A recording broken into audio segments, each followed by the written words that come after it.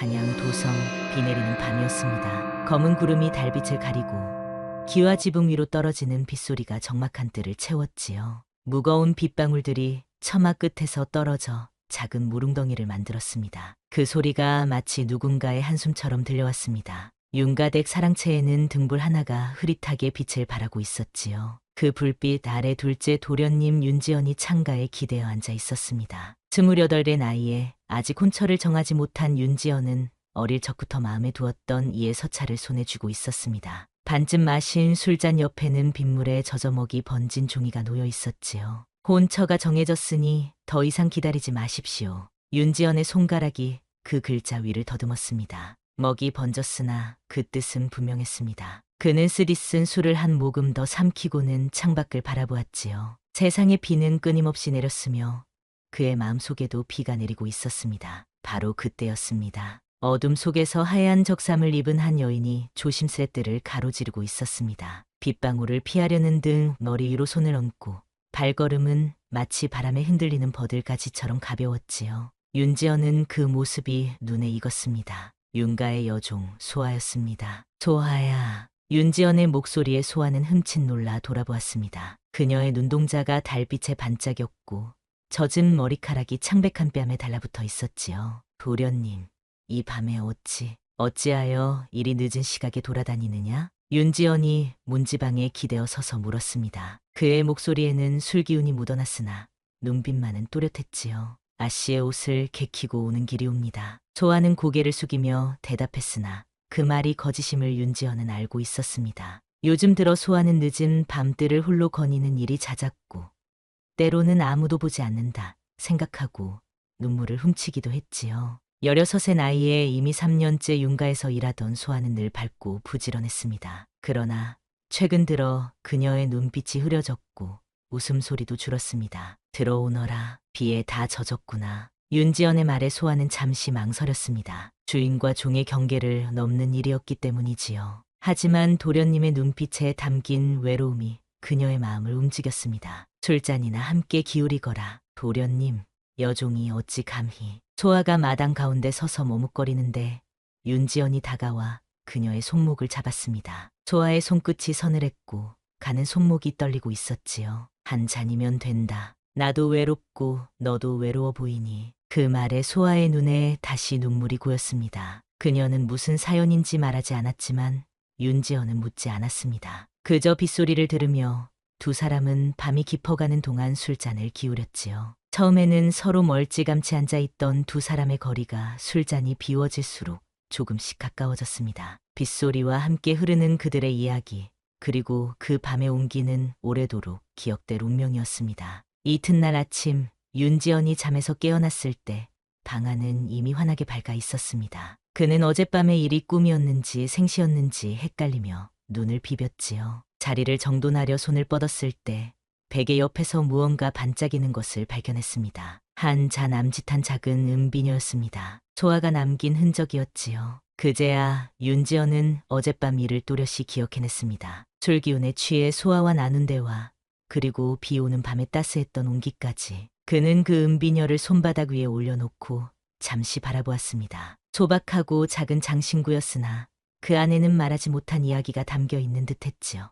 도련님, 아침 진지 드실 시간이 옵니다. 문 밖에서 하인의 목소리가 들렸습니다. 윤지연은 서둘러 은비녀를 부통 속에 감추고 자리에서 일어났지요. 아침 내내 그는 소아를 찾아보려 했으나 그녀는 윤가의 깊숙한 안채에서 일하고 있어 쉽게 마주칠 수 없었습니다. 마침내 우연히 뜰에서 마주쳤을 때 소아는 마치 아무 일도 없었던 듯 공손히 고개를 숙여 인사만 하고 지나갔지요. 며칠이 지났습니다. 윤지연은 자신과 소아 사이에 있었던 일을 잊으려 했었지요. 신분의 차이가 너무도 컸습니다. 그는 양반가의 도련님이요.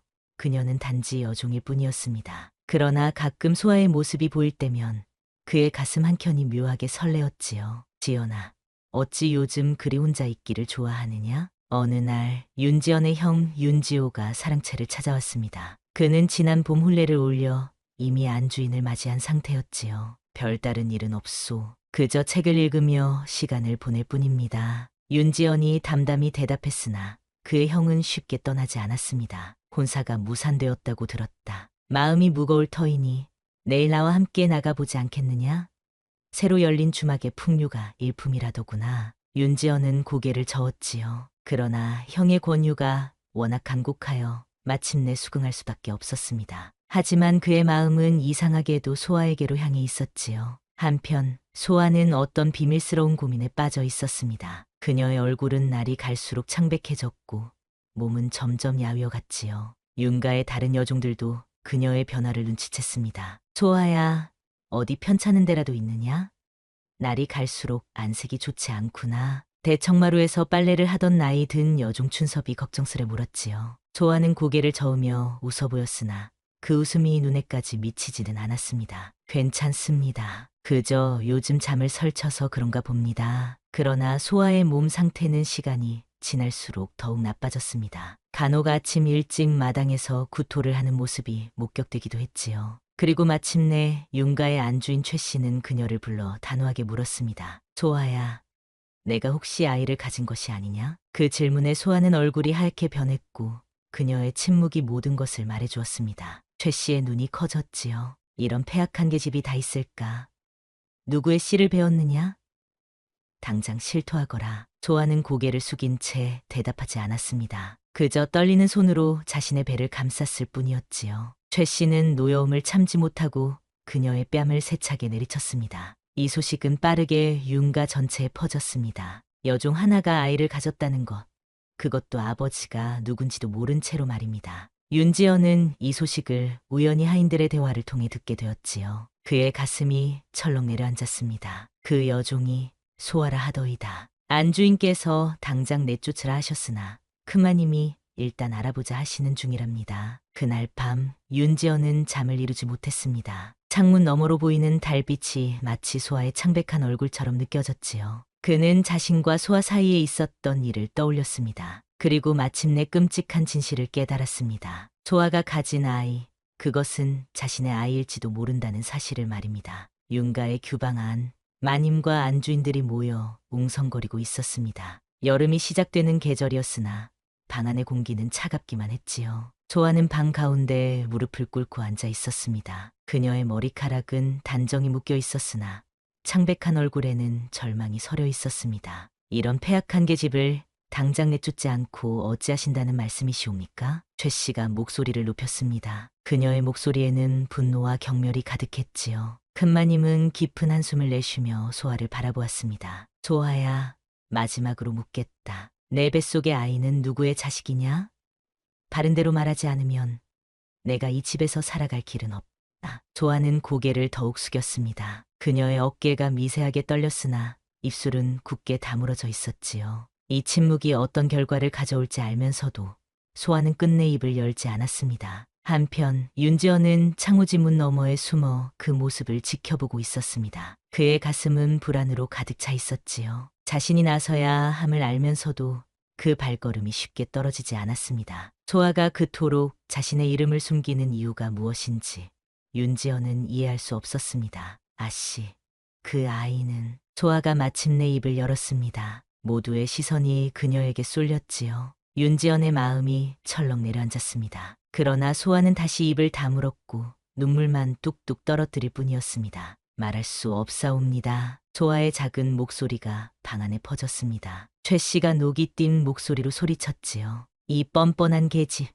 당장 이 집에서 나가거라. 큰마님이 한숨을 내쉬었습니다. 그녀의 눈빛에는 안타까움이 깃들어 있었으나 어찌할 수 없는 노릇이었지요. 소아야, 내가 이 집에서 자란 것은 사실이나 법도를 어긴 이상 더 이상 여기 있을 수 없구나. 내일 아침까지만 시간을 줄 테니 그동안 짐을 싸도록 해라. 소아는 땅바닥에 이마를 붙이며 절을 올렸습니다. 그녀의 등이 작은 새처럼 떨리고 있었지요. 사람들이 모두 나간 후 소아는 홀로 방에 남겨졌습니다. 그녀의 손이 자신의 배를 어루만졌고 입술이 작게 움직였습니다. 아가야, 어미가 어찌해야 할지 모르겠구나. 윤지연은 더 이상 참을 수 없었습니다. 그는 곧장 자신의 방으로 돌아와 밤이 되기를 기다렸지요. 소아가 윤가를 떠나기 전 그녀를 만나야만 했습니다. 밤이 깊어갔습니다. 바람이 불고 멀리서 천둥 소리가 들려왔지요. 또다시 비가 내리려는 조짐이었습니다. 윤지연은 사랑채를 빠져나와 여종들이 머무는 행랑채로 향했습니다. 그러나 소아의 모습은 보이지 않았지요. 소아가 어디 있는지 아는가?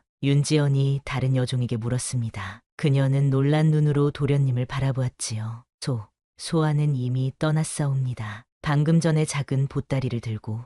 윤지연은 더 이상 말을 듣지 않고 뛰어나갔습니다. 밤하늘에서 빗방울이 떨어지기 시작했고 그는 필사적으로 대문을 향해 달렸지요. 멀리서 작은 인형이 빗속을 걸어가는 것이 보였습니다. 소아야. 윤지연의 목소리가 빗소리에 묻혀 사라졌습니다. 그는 더 빨리 달리며 소리쳤지요. 소아, 거기 서거라. 이번에는 그녀가 들었는지 걸음을 멈추고 돌아보았습니다. 보따리를 아는 소아의 모습이 빗속에서 흐릿하게 보였지요. 윤지연은 그녀 앞에 서서 숨을 몰아쉬었습니다. 왜 말하지 않았느냐?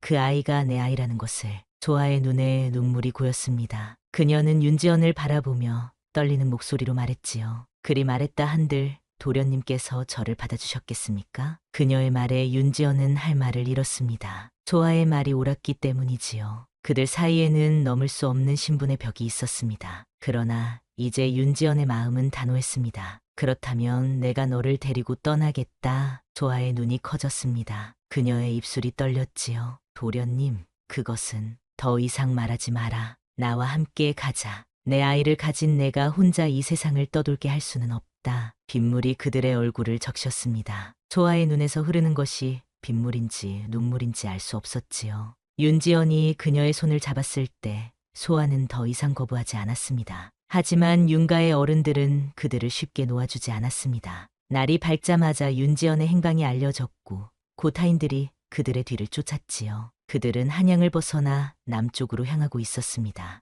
윤지연은 멀리 떨어진 친척의 집에 잠시 몸을 의탁할 생각이었지요. 도련님, 이리 가시면 안 됩니다. 조인 때문에 가문의 명예가. 소아가 걱정스레 말했으나 윤지연은 그저 담담히 앞만 바라보았습니다. 그의 눈빛에는 결연함이 깃들어 있었지요. 소아야, 내가 이미 결정한 일이니 더 이상 그런 말은 하지 마라. 그들이 작은 주막에서 쉬고 있을 때였습니다. 멀리서 말발굽 소리가 들려왔지요. 윤지연의 얼굴이 굳어졌습니다. 소아는 본능적으로 몸을 웅크렸지요. 윤지연, 이놈, 어디 있느냐. 윤지연의 형 윤지호의 목소리였습니다. 윤지연은 소아의 손을 꼭 잡고 주막 뒤편으로 나갔으나 이미 윤가의 하인들이 그곳을 지키고 있었지요. 도련님, 어찌 이런 폐악을 부리십니까?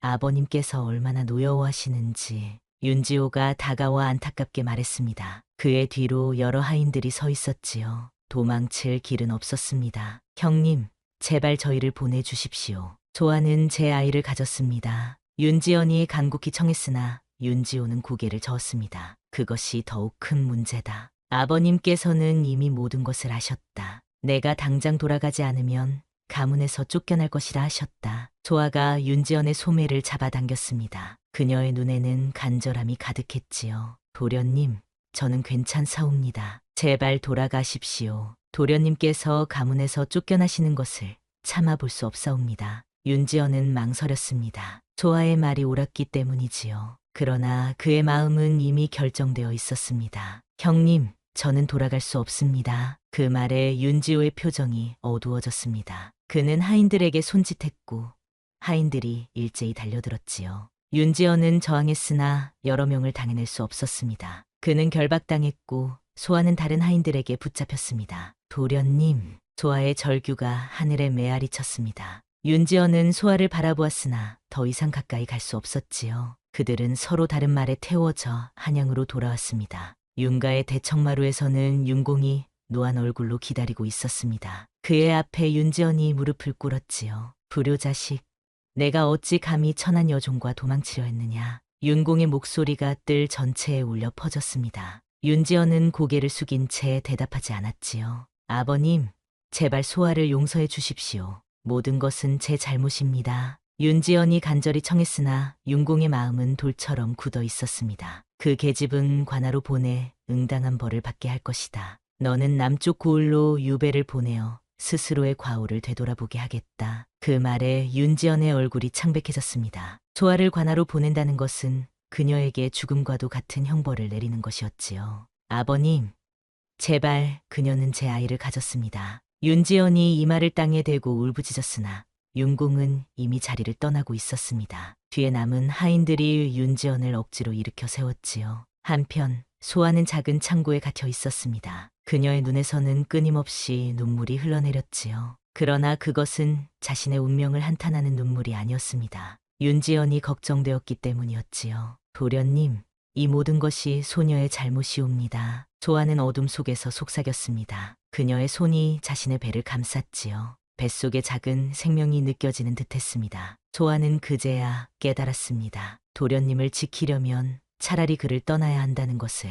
이튿날 아침 소아는 관아로 끌려갔습니다. 그녀는 죄인의 복장으로 갈아입혀졌고 발에는 쇠사슬이 채워졌지요. 소아는 그저 묵묵히 앞만 바라보았습니다. 그녀의 마음속에는 단 하나의 소망만이 있었습니다. 뱃속의 아이가 무사히 태어나길 바라는 마음이었지요. 관아의 포졸들이 그녀를 내리쳤을 때도 소아는 단 한 번의 비명도 지르지 않았습니다. 그저 자신의 배를 지키기 위해 몸을 웅크렸을 뿐이었지요. 그녀의 침묵이 포졸들의 분노를 더욱 부채질했습니다. 이 계집, 입을 열어 죄를 고하라. 채찍이 허공을 가르며 소아의 등을 내리쳤습니다. 소아의 입술에서 피가 흘렀으나 그녀는 여전히 침묵을 지켰지요. 그때였습니다. 멈추시오. 한 스님이 관아로 들어섰습니다. 그는 인자한 눈빛으로 소아를 바라보았지요. 이 여인은 죄가 없습니다. 그녀는 사찰에서 봉사할 것을 맹세했으니 저와 함께 보내주십시오. 포졸들이 망설였습니다. 그러나 그 스님은 이미 관아의 대인과 이야기를 나눈 듯했고 곧 소아는 풀려났지요. 소아는 영문을 몰랐으나 그 스님을 따라 나섰습니다. 스님, 어찌 말하지 마라. 아가, 모든 것은 인연에 따라 이루어지는 법이니. 스님의 말에 소아는 고개를 숙였습니다. 그들은 한양을 벗어나 남쪽으로 향했지요. 소아는 뒤돌아보지 않았습니다. 그녀의 마음속에는 윤지연에 대한 그리움이 가득했으나 그를 위해서라도 이 길을 가야 한다고 믿었기 때문입니다. 윤지연은 남쪽 고을로 유배되어 작은 초가에서 지내게 되었습니다. 그는 매일 아침 해가 뜨기 전에 일어나 산길을 걸었지요. 그의 발걸음은 무거웠으나 마음은 더욱 무거웠습니다. 소아의 소식을 전혀 들을 수 없었기 때문입니다. 소아야, 잘 지내고 있느냐? 윤지연은 매일 밤하늘의 별을 바라보며 중얼거렸습니다. 같은 하늘 아래 어딘가에 소아가 있다고 생각하면 가슴이 저렸지요. 특히 비 오는 밤이면 더욱 그러했습니다. 빗소리가 그들이 처음 가까워졌던 그날 밤을 떠올리게 했기 때문입니다. 유배 생활이 3개월째 접어들었을 때였습니다. 한 노승이 윤지연을 찾아왔지요. 그는 먼 길을 걸어온 듯 지쳐 보였으나 눈빛만은 맑고 깊었습니다. 도련님을 뵙게 되어 영광이 옵니다. 노승이 공손히 절을 올렸습니다. 윤지연은 의아한 표정으로 그를 맞이했지요. 스님께서는 어떻게 저를 아십니까? 세상만사가 다 인연이라 하지요. 저는 소아라는 여인에 관한 소식을 전하러 왔습니다. 그 말에 윤지연의 눈이 커졌습니다. 그는 급히 노승의 손을 잡았지요. 소아가 어떻게 지내고 있습니까? 그녀와 아이는 무사한지요? 노승은 고개를 끄덕였습니다. 그의 얼굴에 미소가 번졌지요. 그녀는 지금 남쪽의 작은 사찰에서 지내고 있습니다. 부처님의 가호로 무사히 아이를 낳았지요. 윤지연의 눈에서 눈물이 흘러내렸습니다. 그는 오랫동안 가슴에 품었던 불안이 한순간에 사라지는 것을 느꼈지요. 아이는 어떻습니까? 건강한 사내아이입니다. 붉은 볼이 도련님을 닮았다고 하더군요. 윤지연은 눈물을 훔치며 웃었습니다. 그는 노승의 손을 꼭 잡고 감사의 말을 전했지요. 스님, 그들이 있는 곳을 알려주십시오. 제가 찾아가겠습니다. 노승은 잠시 망설이다가 고개를 끄덕였습니다. 진실한 사랑은 어떤 장애물도 넘어설 수 있지요. 그들은 지리산 자락의 작은 암자에 있습니다. 그곳까지 가는 길을 알려드리겠습니다. 윤지연은 그날 밤 짐을 꾸렸습니다. 유배지를 떠나는 것은 더 큰 죄를 짓는 일이었으나 그에게는 이제 소아와 아이가 더 중요했죠. 그는 어둠이 깊어지기를 기다렸다가 조용히 초가를 빠져나왔습니다. 그를 감시하던 포졸들은 술에 취해 깊이 잠들어 있었지요. 윤지연은 노승이 알려준 길을 따라 걸었습니다. 날이 밝아올 무렵 그는 유배지에서 멀리 벗어나 있었습니다. 여행은 쉽지 않았습니다. 낮에는 숨어 지내고 밤에만 길을 나섰지요. 식량이 떨어져 산열매와 나무뿌리로 끼니를 때우기도 했습니다. 그러나 윤지연의 발걸음은 가벼웠습니다. 그의 마음은 오직 소아와 아이를 향해 있었기 때문이지요. 한편 소아는 지리산 자락의 작은 암자에서 아들을 키우고 있었습니다. 그녀는 절의 빨래와 음식 준비를 도우며 지냈지요. 아들은 날이 갈수록 윤지연을 닮아갔습니다. 특히 눈빛이 그러했지요. 윤이야, 오늘도 잘 놀았니? 좋아하는 아이의 이름을 윤이라고 지었습니다. 도련님의 성을 따서 지은 이름이었지요. 돌이 같이 난 윤이는 아직 말을 하지 못했으나 영리한 눈빛으로 어머니를 바라보곤 했습니다. 도련님은 잘 지내고 계실까? 조아는 매일 밤 창문 너머로 별을 바라보며 중얼거렸습니다. 그녀는 윤지연을 다시 볼 수 없다고 생각했지요. 하지만 그것이 그를 위한 길이라 믿었기에 소아는 묵묵히 자신의 삶을 살아갔습니다. 어느 날 밤이었습니다. 비가 내리기 시작했지요. 조아는 윤희를 재우고 빗소리를 들으며 앉아 있었습니다. 그때 누군가 암자의 문을 두드리는 소리가 들렸지요. 누구신지요? 이 늦은 시각에. 조아가 조심스레 문을 열었을 때 그녀의 눈앞에 서 있는 사람은 바로 윤지연이었습니다. 그는 비에 흠뻑 젖어 있었고 수염이 길게 자랐으며 옷은 여행의 흔적으로 누추해져 있었지요. 그러나 그의 눈빛만은 여전히 깊고 따뜻했습니다.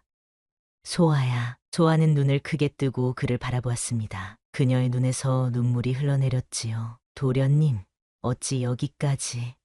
윤지연은 아무 말도 하지 않고 소아를 품에 안았습니다. 그의 옷은 비에 젖어 차가웠으나 품은 따뜻했지요. 조아는 꿈을 꾸는 것만 같았습니다. 우리 아이는 어디 있느냐? 윤지연이 떨리는 목소리로 물었습니다. 조아는 그를 방 안으로 이끌었지요. 작은 요 위에는 윤희가 새근새근 잠들어 있었습니다. 윤지연은 한동안 말없이 아이를 바라보았습니다. 그의 눈에서 눈물이 흘러내렸지요. 내 아들. 윤지연이 조심스레 아이의 뺨을 어루만졌습니다. 그 손길에 윤희가 미소를 지었지요. 마치 아버지를 알아본 듯 했습니다. 도련님, 어찌 유배지를? 조아가 걱정스레 물었습니다. 윤지연은 고개를 저었지요. 이제 그런 것은 중요하지 않다. 나는 너와 우리 아이를 위해 여기에 왔다. 윤지연의 목소리에는 확신이 담겨 있었습니다. 조아는 그제야 실감이 났지요. 도련님이 정말로 자신을 찾아왔다는 사실을. 그날 밤 두 사람은 오랜 이별 후에 재회를 나누었습니다. 빗소리가 처마 끝에서 울리는 가운데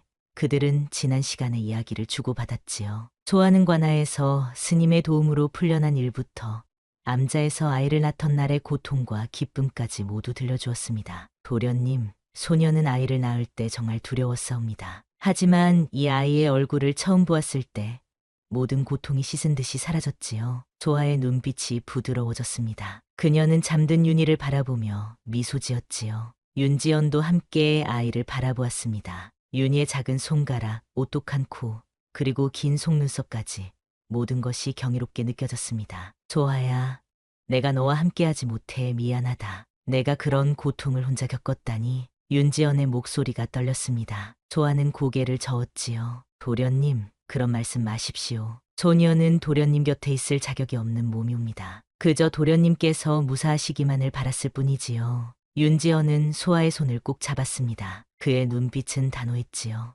이제 그런 말은 하지 마라. 내 자격이 아니라 내 마음이 중요한 것이다. 나는 너와 함께 살고 싶다. 조아의 눈에 눈물이 고였습니다. 빗방울이 창호지를 두드리는 소리가 더욱 거세졌지요. 마치 세상이 그들의 결심을 시험하려는 듯했습니다. 하지만 도련님, 윤가에서는 이미 도련님을 찾고 있을 터이고 소녀 때문에 도련님께서 더 큰 화를 입으실까 두렵사옵니다. 윤지연은 깊은 숨을 내쉬었습니다. 그도 그 사실을 알고 있었지요. 그러나 그의 마음은 이미 정해져 있었습니다. 우리는 여기 머물 수 없다. 더 멀리 가야 한다. 아무도 우리를 모르는 곳으로. 조아는 놀란 눈으로 윤지연을 바라보았습니다. 그가 모든 것을 버리고 자신과 함께하겠다는 뜻을 이제야 온전히 이해했기 때문이지요.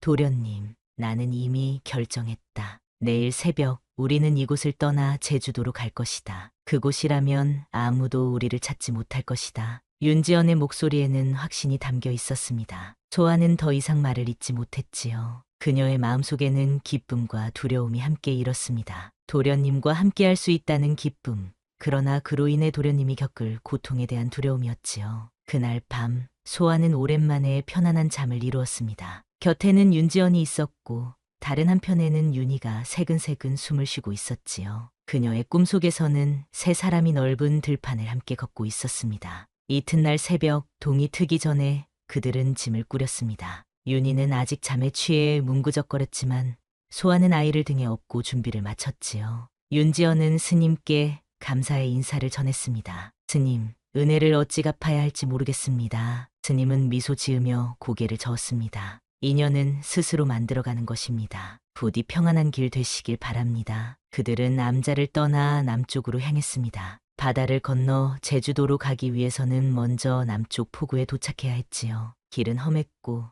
날씨도 변덕스러웠습니다. 그러나 세 사람의 마음은 든든했습니다. 하지만 세상 일은 뜻대로 되지 않는 법입니다. 그들이 작은 마을에 도착했을 때 이상한 분위기를 느꼈지요. 사람들이 수군거리며 그들을 바라보았습니다. 무슨 일이 있는 것 같소? 윤지연이 소아에게 낮은 목소리로 말했습니다. 소아는 본능적으로 윤희를 더 단단히 안았지요. 그때였습니다. 저기 있다. 유배를 어기고 도망친 죄인이다. 누군가의 외침과 함께 관아의 포졸들이 그들을 향해 달려왔습니다. 윤지연은 소아의 손을 잡고 달렸지요. 그러나 윤희를 업은 소아는 빨리 달릴 수 없었습니다. 도련님, 어서 가십시오.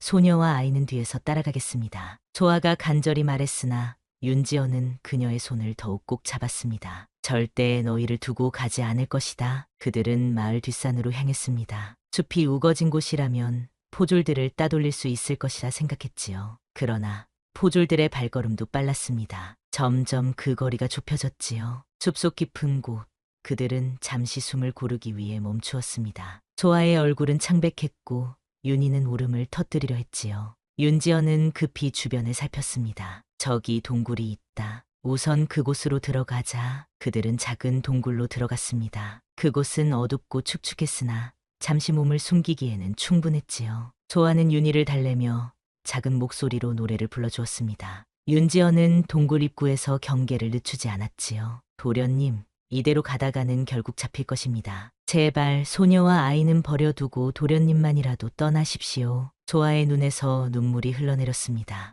윤지연은 고개를 저었지요. 그런 말은 다시는 하지 마라. 나는 너희를 절대 떠나지 않는다. 윤지연의 목소리는 단호했습니다. 그러나 그들의 앞에 놓인 상황은 너무도 절망적이었지요. 포졸들의 목소리가 점점 가까워지고 있었습니다. 그때였습니다. 갑자기 하늘에서 천둥 소리가 울려 퍼졌고 비가 쏟아지기 시작했습니다. 마치 하늘이 그들을 도우려는 듯했지요. 빗소리가 포졸들의 발자국 소리를 덮었고 짙은 안개가 산을 감쌌습니다. 이것은 기회다. 윤지연이 소아를 일으켰습니다. 그들은 빗속을 뚫고 다시 걷기 시작했습니다. 빗물이 얼굴을 적셨으나 그들의 발걸음은 더욱 가벼워졌습니다. 포졸들의 목소리가 멀어져 갔지요. 비는 사흘 동안 계속 내렸습니다. 천지가 뒤엎어지는 듯한 폭우 속에서 세 사람은 산속 작은 움막을 찾아 몸을 숨겼지요. 움막은 비를 완전히 막아주지 못했고 바닥은 습기로 축축했습니다. 그러나 그곳은 그들에게 잠시나마 안식처가 되어주었습니다.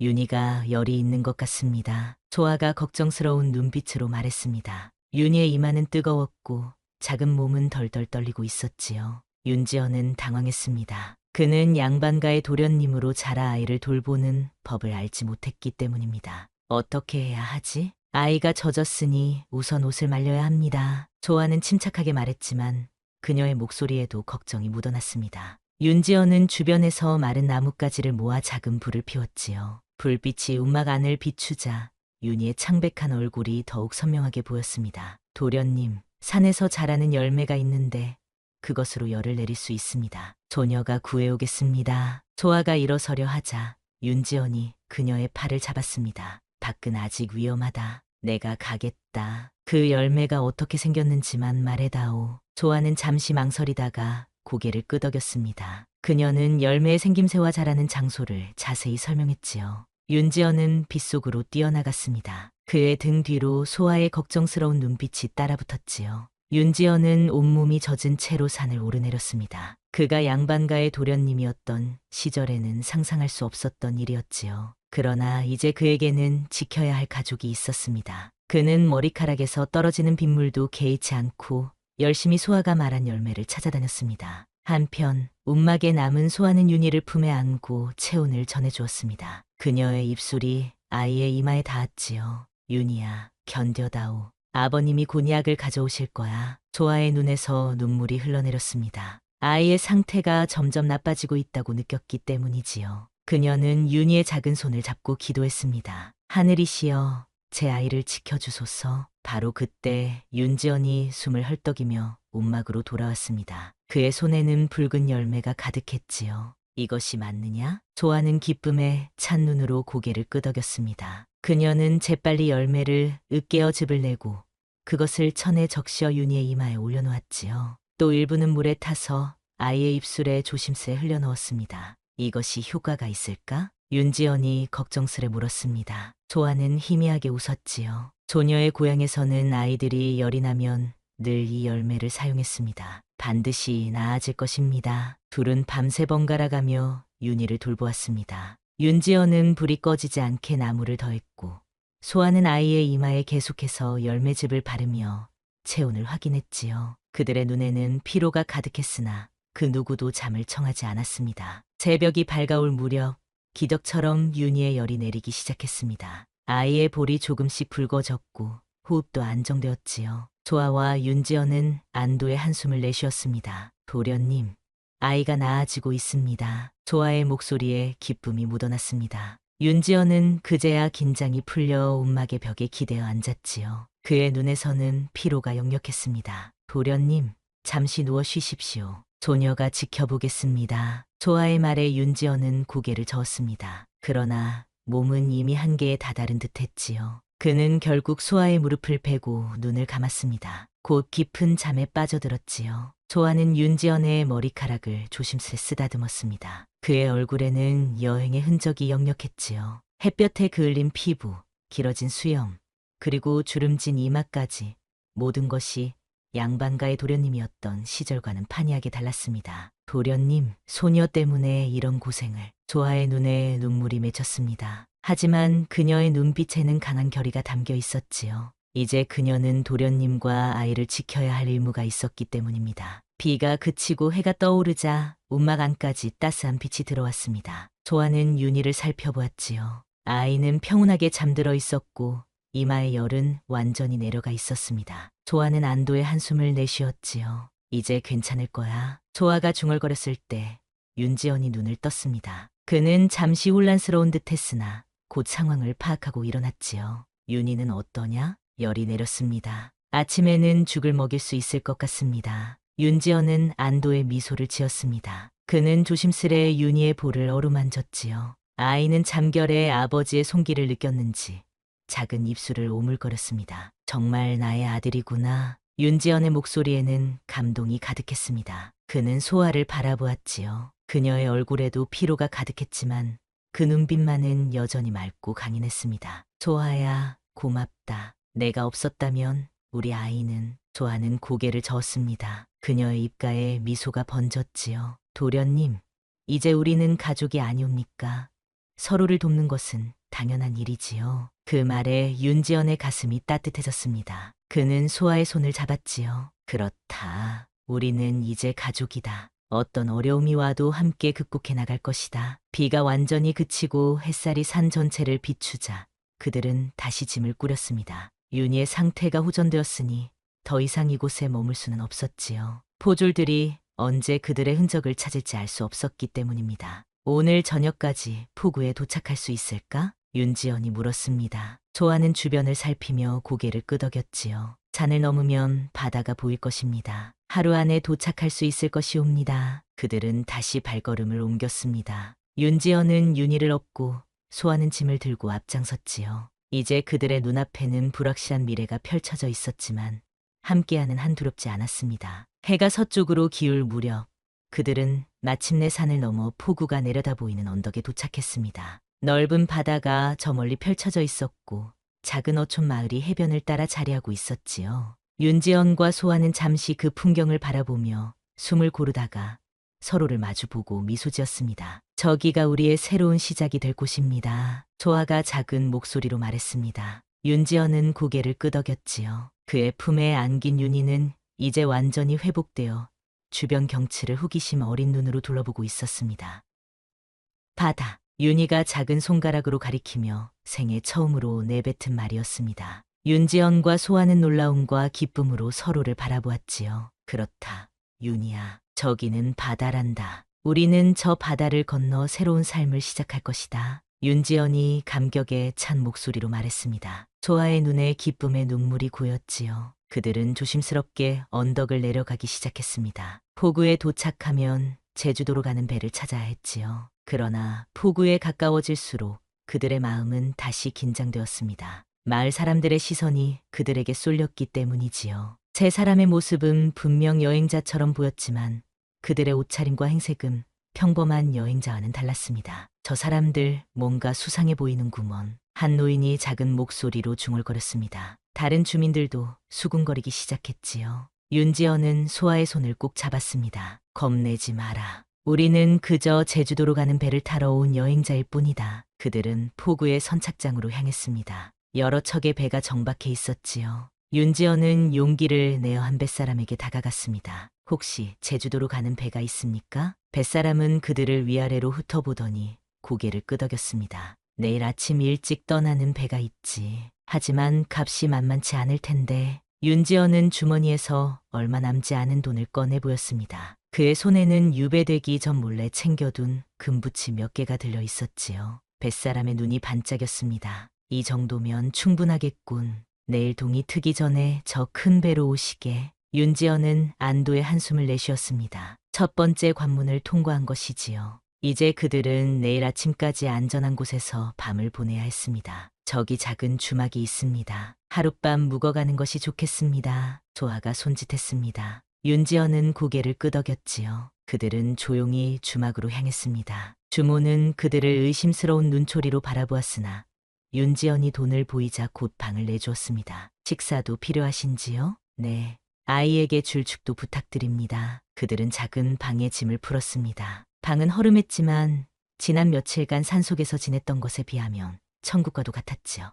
소아는 윤희를 씻기고 깨끗한 옷으로 갈아입혔습니다. 윤지연은 창밖을 내다보며 경계를 늦추지 않았지요. 내일이면 정말로 새로운 삶이 시작되는 걸까? 윤지연이 중얼거렸습니다. 소아는 그의 곁으로 다가와 조용히 손을 잡았지요. 분명 그럴 것입니다. 제주도에서는 아무도 우리를 모를 것이고 우리는 그저 평범한 가족으로 살아갈 수 있을 것입니다. 윤지연은 소아를 바라보았습니다. 그녀의 눈빛에는 확신과 희망이 담겨 있었지요. 그는 소아의 손을 꼭 쥐었습니다. 그렇다. 우리는 반드시 행복해질 것이다. 그날 밤 그들은 오랜만에 따뜻한 식사를 하고 평온한 잠자리에 들었습니다. 윤희는 부모의 품에 안겨 깊은 잠에 빠져들었지요. 그러나 윤지연과 소아는 쉽게 잠들지 못했습니다. 내일을 향한 기대와 불안이 교차했기 때문이지요. 한밤중이었을까요?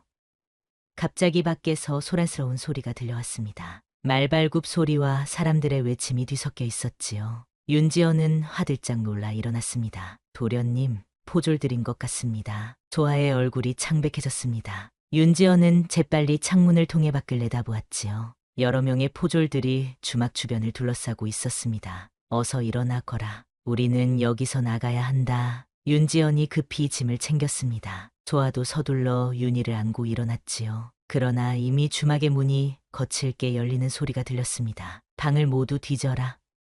반드시 찾아내야 한다. 윤지연의 눈이 크게 떠졌습니다. 그들이 숨어있는 방까지 포졸들이 오는 것은 시간 문제였지요. 윤지연은 필사적으로 주변을 살폈습니다. 창문 밖으로 나가는 것도 위험했습니다. 포졸들이 이미 주막을 둘러싸고 있었기 때문이지요. 바로 그때였습니다. 갑자기 방문을 두드리는 소리가 들렸습니다. 그들은 굳어버렸지요. 그러나 문 밖에서 들려온 것은 포졸의 목소리가 아니었습니다. 어서 오십시오. 저를 따라오시면 됩니다. 주모의 작은 목소리였습니다. 윤지연은 망설였지만 다른 선택지가 없었지요. 그는 조심스레 문을 열었습니다. 주모는 그들을 급히 손짓했지요. 뒷문으로 나가십시오. 제 남편이 배를 준비해 두었습니다. 지금 떠나면 포졸들을 따돌릴 수 있을 것입니다. 윤지연과 소아는 의아했지만 주모를 따라 뒷문으로 나갔습니다. 좁은 길을 통해 그들은 바다로 향했지요. 해변가에는 작은 배 한 척이 기다리고 있었습니다. 어서 타십시오.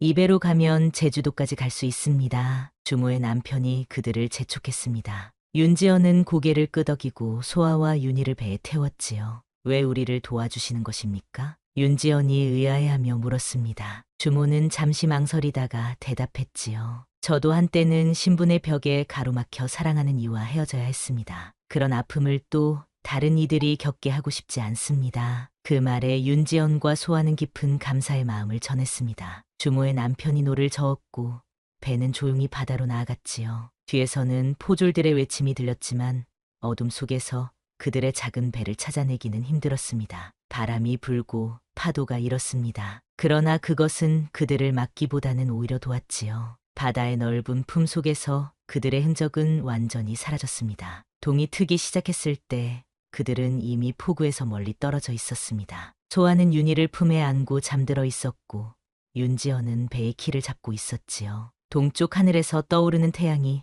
그들의 얼굴을 비추었습니다. 소아야, 일어나거라. 새로운 날이 밝았다. 윤지연의 목소리에 소아가 눈을 떴습니다. 그녀는 잠시 혼란스러워하다가 배 위에 있다는 것을 깨닫고 일어났지요. 윤희도 함께 깨어나 호기심에 찬 눈으로 주변을 바라보았습니다. 저기 보이는 것이 제주도입니다. 윤지연이 가리킨 곳에는 희미하게 섬의 윤곽이 보였습니다. 소아의 눈에 눈물이 맺혔지요. 드디어 우리 가족이 함께할 수 있는 곳. 그녀의 목소리가 떨렸습니다. 윤지연은 소아와 윤희를 품에 안았지요. 바다 위에서 그들의 그림자가 하나로 어우러졌습니다. 이제부터 우리는 새로운 이름으로 살아갈 것이다. 더 이상 양반도 여종도 아닌 그저 평범한 가족으로. 윤지연의 목소리에는 확신이 담겨 있었습니다. 소아는 고개를 끄덕였지요. 무슨 이름으로 살아가면 좋을까요? 윤지연은 잠시 생각에 잠겼다가 대답했습니다. 바다에서 새 삶을 얻었으니 해씨로 살아가는 것이 어떨까?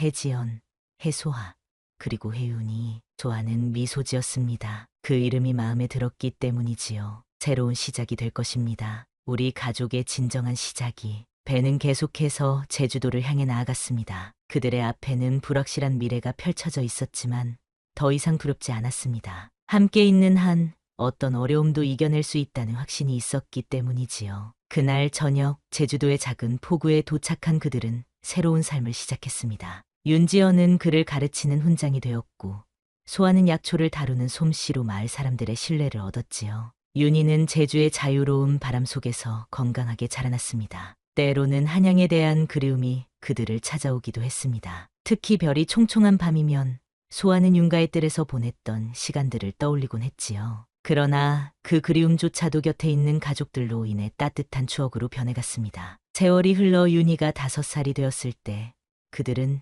작은 여동생을 맞이했습니다. 혜란이라는 이름의 귀여운 딸이었지요. 내 식구의 삶은 더욱 풍요로워졌고 그들의 집에는 항상 웃음소리가 가득했습니다. 비밀로 시작된 사랑이 마침내 세상의 빛을 보게 된 순간 그들은 진정한 행복이 무엇인지 깨달았습니다. 신분과 관습의 벽을 넘어 서로를 향한 변함없는 마음만으로 지켜낸 가족이었지요. 이것이 바로 해씨 가족의 이야기입니다. 조선 한양의 양반과 도련님과 여종의 비밀스러운 사랑에서 시작되어 제주도의 자유로운 바람 속에서 피어난 진정한 가족의 이야기 말입니다.